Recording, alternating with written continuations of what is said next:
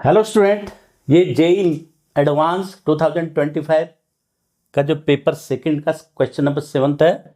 इसमें क्या दिया है हमें जो है 2 पॉइंट गिवन है, Px1y1 Qx2y2, अलग अलग पॉइंट है, डिस्टिंक्ट पॉइंट है। किसके ऊपर? इस इलिप्स के ऊपर। और एक सर्किल दिया हुआ है हमें x² + y² = 9। एक पॉइंट m = 3,0, ये एक पॉइंट दे रखा है।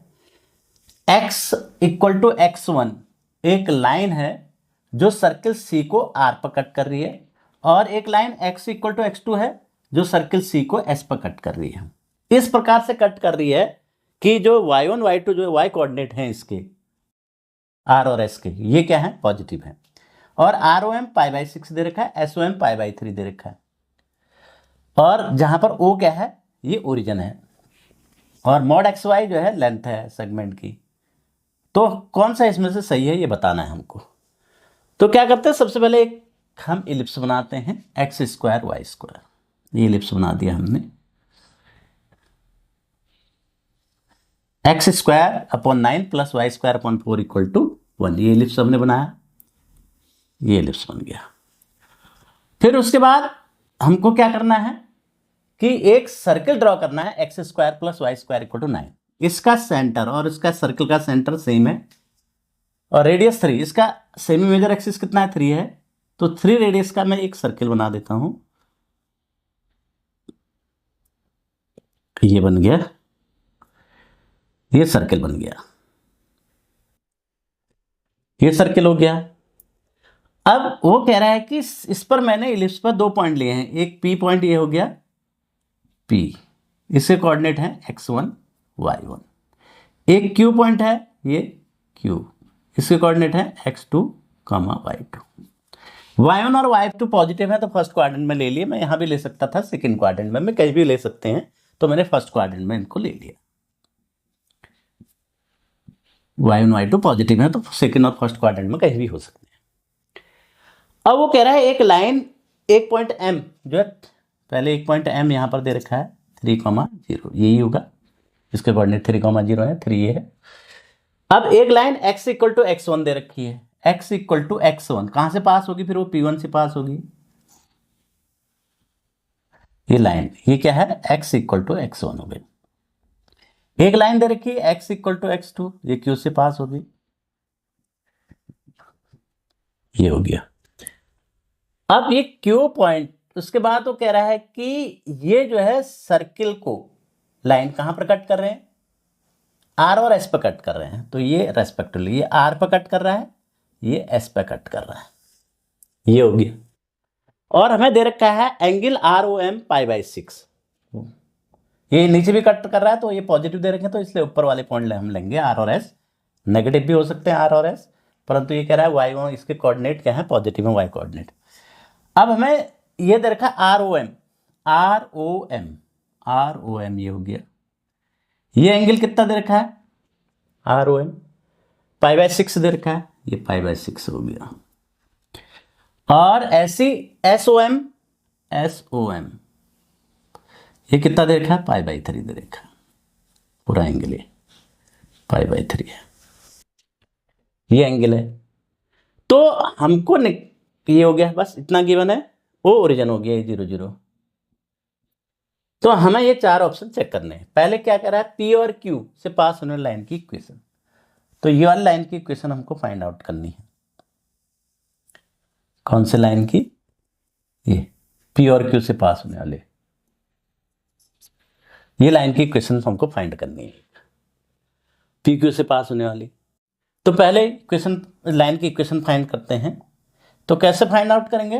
देखिए, हम R और S के जो है कोऑर्डिनेट निकाल सकते हैं, क्योंकि ये 3 रेडियस है।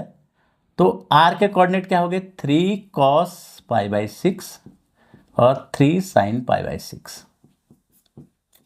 3 cos π/6 कितना होता है?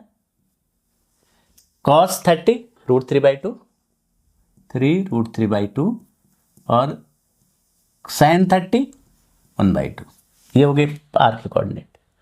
ऐसी P के कोऑर्डिनेट क्या होते हैं? S के कोऑर्डिनेट क्या हो जाएंगे? S के कोऑर्डिनेट हो जाएंगे 3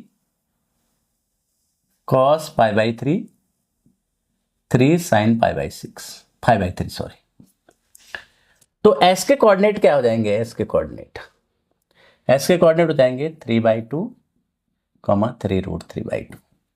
एस के कोऑर्डिनेट आ गए। अब हमें चाहिए पी और क्यू के कोऑर्डिनेट। पी और क्यू के कोऑर्डिनेट कैसे आ जाएंगे? पी के कोऑर्डिनेट, क्योंकि ये इसेंट्रिक एंगल, ये π/6 π/3, π/6 पी का इसेंट्रिक एंगल है, π/3 एस का इसेंट्रिक एंगल है। तो इसेंट्रिक एंगल है तो जो ये पॉइंट होगा इसके कोऑर्डिनेट क्या होंगे? इसके कोऑर्डिनेट हो जाएंगे ए कॉस ए मीन्स 3, ये a² 9 है तो a कितना हो जाएगा 3, b² 4 है तो b कितना हो जाएगा 2। तो 3 a3 है, a cos थीटा यानी 3 cos π/6 कॉमा y क्या हो जाएगा b मीन्स 2 sin π/6। ये सेंट्रिक एंगल हो गया तो ये होते हैं कोऑर्डिनेट। ऐसे पी के कोऑर्डिनेट आ गए। क्यू के कोऑर्डिनेट क्या हो जाएंगे? क्यू के कोऑर्डिनेट हो जाएंगे 3, इसका सेंट्रिक एंगल 5/3 है तो cos π/3, 2 sin π/3, ये हो गए। तो ये कितना हो जाएगा? ये वैल्यू आ जाएगी 3 cos 30 डिग्री, कितना होगा 3√3/2, 1, इसके कोऑर्डिनेट हो जाएंगे। इसके 3/2, 1/2 cos 60 sin 60, 2√3/2, ये कोऑर्डिनेट हो गए। अब हमें सारे कोऑर्डिनेट मिल गए पी क्यू आर एस। अब पी क्यू लाइन की जो है हमको इक्वेशन निकालनी, तो पी क्यू लाइन की इक्वेशन क्या हो जाएगी? पी क्यू लाइन की इक्वेशन, 2 पॉइंट से पास होने लाइन की इक्वेशन क्या होती है?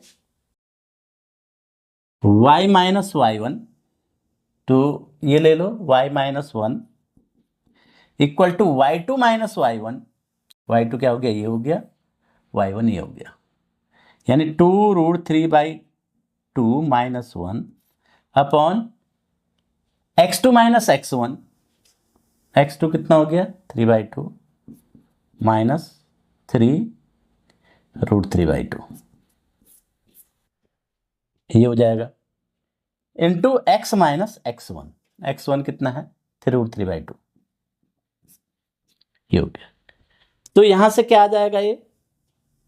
ये 2 से 2, ये तो हो गया √3 माइनस 1, ऊपर 2 कैंसिल हो जाएगा, 12 से 2 यहाँ 2 से 2 कैंसिल हो गया, √3 माइनस 1 हो गया, यहाँ से 3/2 कॉमन आ जाएगा, 3/2 कॉमन आ गया तो 2 ऊपर चला गया और 3 नीचे रह गया, और इसको लिख सकते हैं 1 माइनस √3, x माइनस 3√3/2, ये हो गया। ये इससे -1 टाइम्स कैंसिल हो जाएगा तो इक्वेशन क्या आ जाएगी? y minus 1 equal to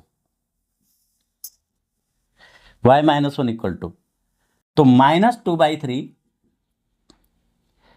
x minus 3√3/2, ये हो जाएगी।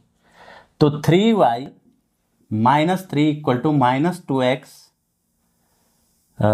प्लस 3√3, तो 2x plus 3y equal to 3 common ले लीजिए 1 प्लस 2। तो यह ऑप्शन में है पहला ऑप्शन, तो यानी इसका पहला ऑप्शन करेक्ट हो जाएगा। अब दूसरा कह रहा है कि पी क्यू, ये तो गलत हो जाएगा फिर 2x प्लस वाई वाला। अब कह रहा है n2 is equal to x2 0 then 3n2 x2 0 यानी x2 0 ये पॉइंट हो गया, इसके x1 x2 y2 थे तो ये n2 हो गया, और n1 x1 0 ये हो गया n1 हो गया।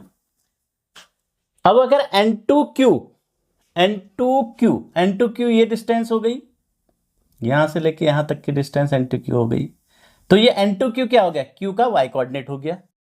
तो q का y कोऑर्डिनेट कितना है 2√3, तो n2q क्या हो जाएगा? n2q कितना हो जाएगा? n2q 2√3/2, और n2s कितना हो जाएगा?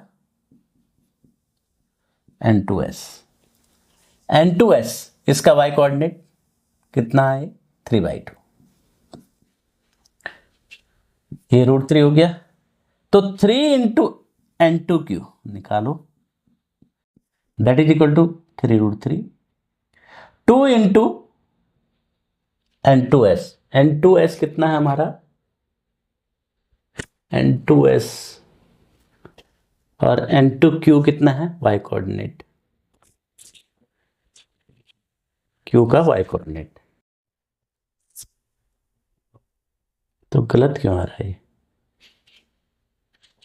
N2S में कुछ गड़बड़ हुआ है। N2S, S का y कोऑर्डिनेट ये हुआ। अच्छा, हमने ये ले लिया था, तो हमको लेना है ये है ना S का y कोऑर्डिनेट। 3√3/2 ये हो जाएगा। अब 2 N2S किसके बराबर हो जाएगा? 3√3।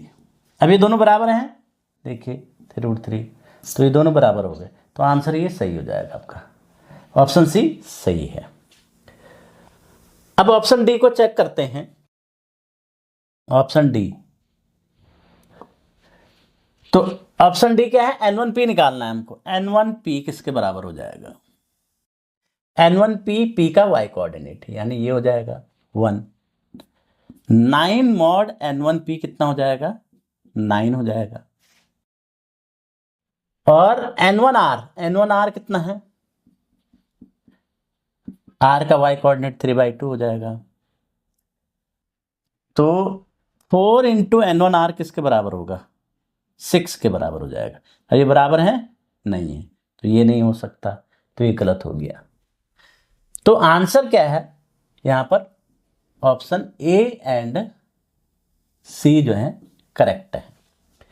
तो क्या था क्वेश्चन? बहुत आसान था ये, कुछ नहीं, इसमें जो है एक ऑक्सिलरी सर्किल बनती है इलिप्स की।